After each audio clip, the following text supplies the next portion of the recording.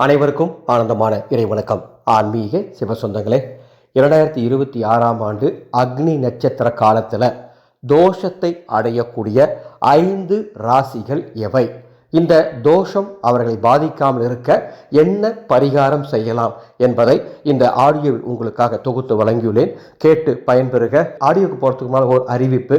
வருகின்ற 16ஆம் தேதி வைகாசி அமாவாசை எனது குருநாதரின் ஜெயந்தி நாளை முன்னிட்டு அதர்வன வேத முறைப்படி செம்பினால் ஆன குலதெய்வ பூரண கும்பம் கட்டி தரப்போகின்றேன். உங்க வீட்டில் குலதெய்வம் நிரந்தரமாக தங்க, குலதெய்வத்தின் கோபம் சாபம் அனைத்தும் நீங்கி, குலதெய்வ கட்டு உடைந்து, குலதெய்வம் உங்களுக்கு அருளை வாரி வழங்க இந்த குலதெய்வ பூரண கும்பம் உங்கள் வீட்டில் வைத்தால் போதும். இதுக்கு பெருசாக எந்த பூஜையும் பண்ண வேண்டாம், எந்த விரதமும் வேண்டாம், எந்த கட்டுப்பாடும் வேண்டாம். பூஜை அறையில் அல்லது பீரோவில் அல்லது வேறு எங்குனாலும் இதை வைத்துக் கொள்ளலாம். 6 வருடத்திற்கு இது இருந்தால் போதுமானது. இப்பேற்பட்ட பூரண கும்பம் உங்கள் குடும்பத்துக்கு வேணுமா? மேலே உள்ள வாட்ஸ்அப் எண்ணுக்கு பூரண கும்பம்னு ஒரு மெசேஜ் அனுப்புங்க. அதனுடைய பதிவு கட்டண விவரங்கள் தருகின்றேன். இந்த ஆண்டு அக்னி நட்சத்திரம் 4/5/2026 அன்று தொடங்கி 28/5/2026 வரை இருக்கின்றது. இந்த அக்னி நட்சத்திர காலத்தில் அக்னி நட்சத்திர தோஷம் எந்த ராசிக்கு வரப்போகுது?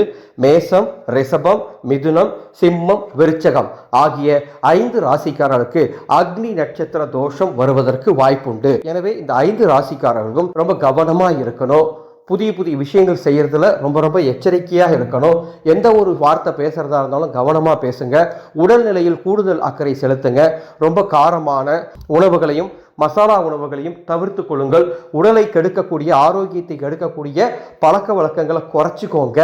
எந்த ஒரு விஷயம் பேசினாலும் சரி, செஞ்சாலும் சரி, ஒரு முறைக்கு 100 முறை யோசனை செய்து செய்ய வேண்டுமாய் அன்போடு கேட்டுக்கிறேன். சரி, இந்த பாதிப்பு இந்த 5 ராசிக்காரர்களுக்கு வராமல் இருக்க என்ன செய்யலாம்? அக்னி நட்சத்திர காலத்துல மோர் தானம் செய்யுங்கள், கோதுமை தானம் செய்யுங்கள் அல்லது அன்னதானம் செய்யுங்கள். இந்த பாதிப்பு உங்களுக்கு வெகுவாக குறையும். இந்த அக்னி நட்சத்திர காலத்தில் வாய்ப்பு இருக்கும் பொழுது உங்க வீட்டின் அருகில் இருக்கக்கூடிய நவகிரக ஆலயத்தில் சூரிய பகவானுக்கு தீபம் ஏற்றி வழிபாடு பண்ணுங்க. இந்த அக்னி நட்சத்திர காலத்தில் உங்க குலதெய்வ கோயிலுக்கு போயிட்டு வர முயற்சி பண்ணுங்க.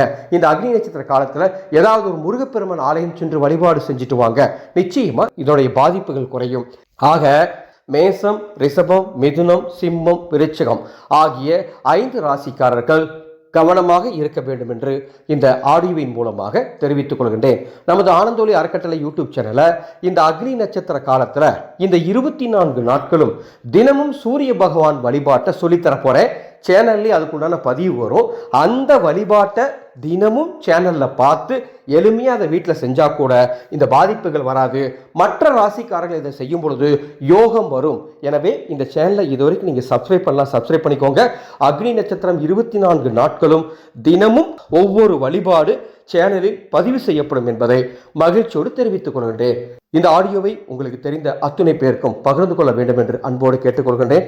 அன்பானவர்களே, 2/6/2026 குரு பகவான் மிதுன ராசியிலிருந்து கடகராசிக்கு பெயர்ச்சியாவதால் மேசம், ரிஷபம், மிதுனம், சிம்மம், துலாம், தனுசு, மகரம், கும்பம் ஆகிய ராசிக்காரர்கள் பரிகாரம் செய்து கொள்ள வேண்டும். இவர்களுக்காக நமது அறக்கட்டளை அந்த அன்னைக்கு குரு பெயர்ச்சி மகா பரிகார யாகம் நடத்தி பரிகார ரக்ஷை வழங்க உள்ளோம். உங்கள் குடும்பத்திற்கு இந்த ரக்ஷை வேணும்னா என்னுடைய வாட்ஸ்அப் நம்பருக்கு தொடர்பு கொண்டு முன்பதிவு செய்து கொள்ளுங்கள். மீண்டும் அடுத்த ஒரு பதிவில் சந்திக்கின்றேன். ஆனந்தம் மலரட்டும், ஆனந்த ஒளி பரவட்டும்.